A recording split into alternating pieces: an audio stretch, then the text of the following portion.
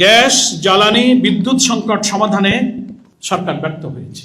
এ ব্যাপারে আমরা দুইবার সাংবাদিক সম্মেলন করেছি। বর্তমানে বাংলাদেশের দৈনিক গ্যাসের চাহিদা হচ্ছে ৩৮০০ মিলিয়ন ঘনফুট, অথচ দেশীয় উৎপাদন ও আমদানি মিলিয়ে সরবরাহ হচ্ছে মাত্র ২৭০০ থেকে ২৮০০ মিলিয়ন ঘনফুট, অর্থাৎ প্রতিদিন ১,০০০ মিলিয়ন ঘনফুট ঘাটতি রয়েছে। জ্বালানি মন্ত্রণালয় স্বীকার করেছে যে এটা দীর্ঘদিনের সমস্যা। এর প্রভাব পড়লে শিল্প, কলকারখানা, বিদ্যুৎ কেন্দ্র, সিএনজি স্টেশন এবং অন্যান্য গ্রাহকদের উপরে পড়ছে। ২০টি উৎপাদনশীল গ্যাস ক্ষেত্র থেকে জুলাইয়ে দৈনিক প্রায় ১৬৩০ ঘনফুট গ্যাস পাওয়া যাচ্ছিল, কিন্তু দীর্ঘমেয়াদী সংকটের কারণে দেশীয় উৎপাদন দ্রুত বাড়ানোর সেই ফল এখনো কিন্তু দৃশ্যমান নয়।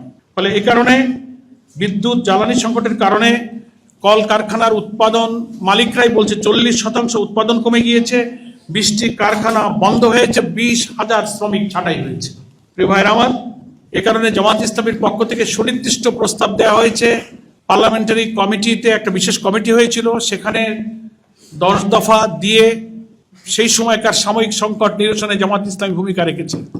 পরে আবার আমরা পরপর দুইবার যখন গ্যাসের সংকট, বিদ্যুতের সংকট, জ্বালানি সংকট, সেখানেও আমরা সুনির্দিষ্ট প্রস্তাব দিয়েছি সরকার কাছে এটা সমাধানের জন্য। সেটা নিরসনে সরকার কোনো পদক্ষেপ গ্রহণ করেনি।